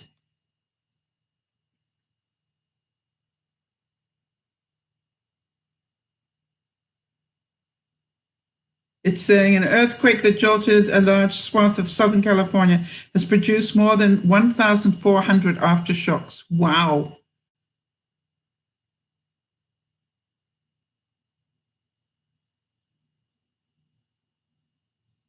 Now, they're still talking about the old one. They're not talking about the new one. This was 7:50 p.m. Maybe. All right, another powerful earthquake hits California. Hang on, here we go. Let's see. A 6.9 hit Ridgecrest, California, exactly the same place. Yeah, 6.9 is what they're saying on CNN now. 150 miles north of Los Angeles as well. So yeah, I was right. It's about halfway between you and Los Angeles. So yeah. What is Baker? All right, Nana, it is a town in the middle of Death Valley that has the tallest thermometer in the world. And quite honestly, when you drive into it, and let me try and think what I saw in Baker. There was a gas station, there was a convenience store, a taxidermist, and I think one other store, and that was it. And the tumbleweed was coming across the road, and you expected, I'm not joking, you expected the dueling banjos from Deliverance to be playing. It was scary. And the people in Baker were scary. You know what I mean? They came out of another era. They sort of came out of, do any of you remember seeing when in the old days, people used to wind up their bangs in a pencil, and then you'd end up with a bang. The bangs used to end up being really tight. I can't do it with my hair because my hair's too strong. They used to end up looking like this. Yeah. And so those sort of things. It was really a scary place. And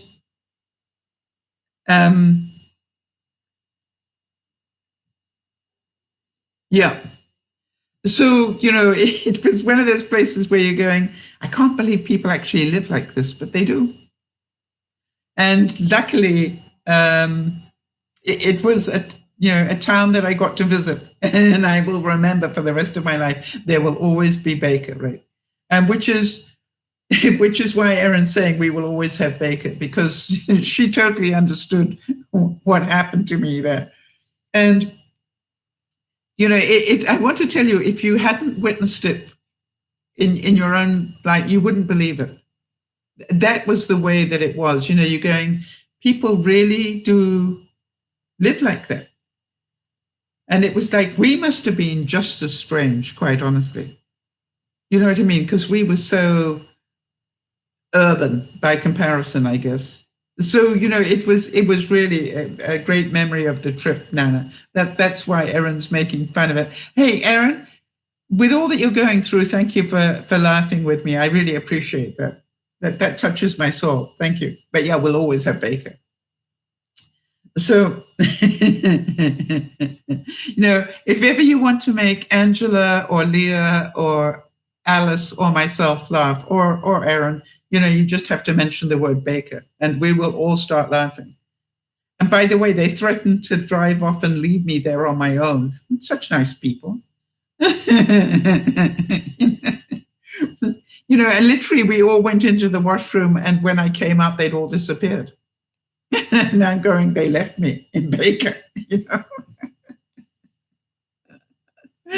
which they found very funny. I didn't find it nearly as funny as they did at the time, but I can laugh about it now.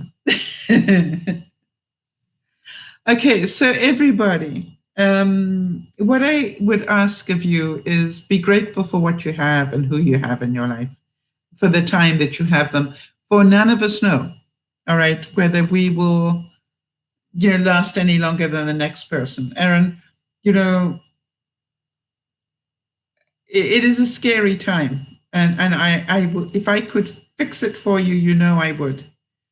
The same as, those of you who have ever bought or sold a property will know exactly what I'm going through now. This is like the next step. And, I've now got to sit and wait until July 12th to find out if everything is clear on the sale. And then I will have 6 weeks in which to find a new home and move. Can you imagine that? 6 weeks is what I will have. So, Nana, I don't know how long you had between signing your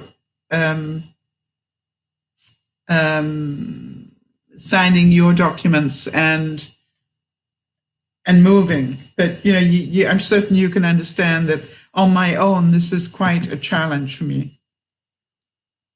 All right. But I really believe I can do it. I just got to keep thinking, what is the easiest way for me to do this with the least stress?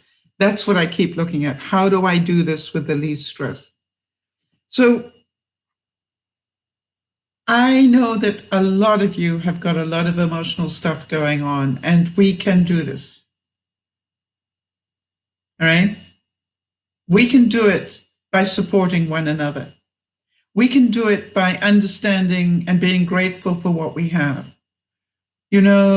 Jody, as you put your father-in-law into care, so suddenly, right? That it needed to be done in a hurry for the protection of your mother-in-law. I'm going, I'm sure the family is really struggling with that, and it must be so difficult when you're so far away. But you did the best you could to support them, and I know you will continue to support Lionel's sister. I think it's Lionel's sister, right? But anyway, I know you will continue to support them and as best you can, because you can be of more support to them than you can to your father-in-law, because your father-in-law pretty much is not going to be conscious of it all.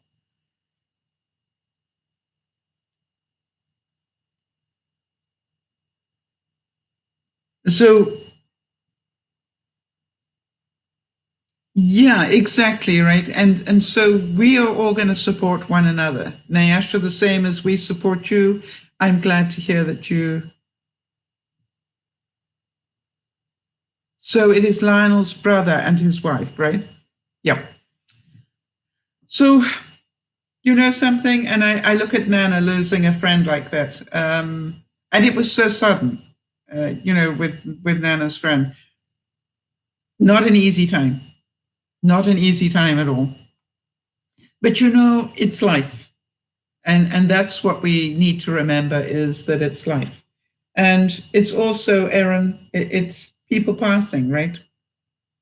We don't like it. We wish it didn't have to happen, but it does. And so, we can all learn a lot from each other on how best to cope with this. And everybody does it in their own way. I want to tell you that it was really interesting. Something came up yesterday with Lauren, where she was having some issues with pain. And I said to her, the old story, me, what did the doctor say? Have you been to the doctor? No. And I said, uh-huh. And she said, well, I'm going next week. And I'm going, so you're going to stay in pain for a week? That sort of sciatic pain? Anybody? I know Pat would relate to that level of pain. But, it's just like, really? You're going to do that for a week? No, I don't think so. And then today I heard she went to the doctor going, that is a grown-up decision. Well done. So everybody, let's do this together. All right. We will support one another as best we can. We will not do it perfectly, but let's just do it as best we know how, with our hearts in the right places. I really appreciate the time that you give to each other and to help one another. And I really send you all a big hug. And Erin, I understand that you are now closer to LA. You're actually in Los Angeles County now. I wondered actually where you moved to, because I never really understood that, but thank you. You're now in that district. So you 150 miles would be the right area. So everybody continue to look after one another, because it's important, I think. We were looking before for what, Nana? So the main thing is that we are as close to each other as we care to be, right? We can keep in touch pretty well to help one another, and let's continue to do that. Jody, I thank you again for all that you do to help me do the broadcasts and be my admin and check on things. And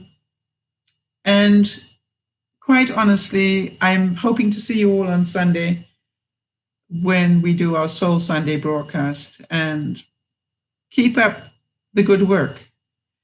Erin, just remember, please, that nobody expects you to do more than you're capable of.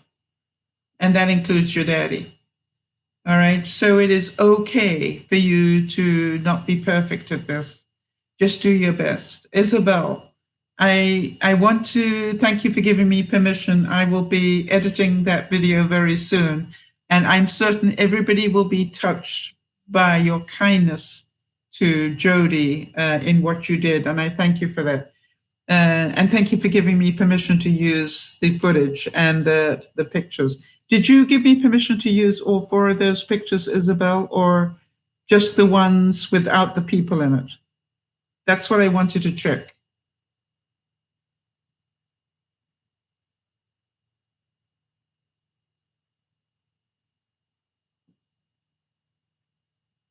And for those of you who don't know,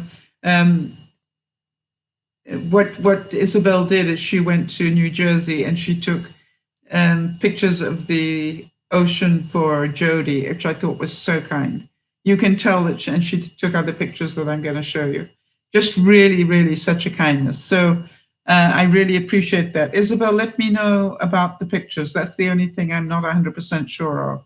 I'm going to presume that it's okay for me to use the ones without people in it, but I just want to know whether you also want me to use the ones with people in it.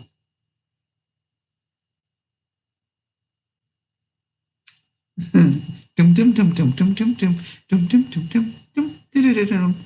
We'll find out. In the meantime, I'll see you on Sunday, everybody. Thank you for being here for one another.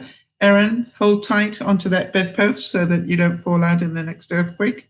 And everybody, will see you on Sunday. This is Dear Mama Sal saying thank you for being here. Isabel, please send me a note somehow to let me know about those pictures. This is DearMamaSal saying, look after one another. Please continue to do that. But also remember, please, please, please, look after yourself first. Bye-bye for now.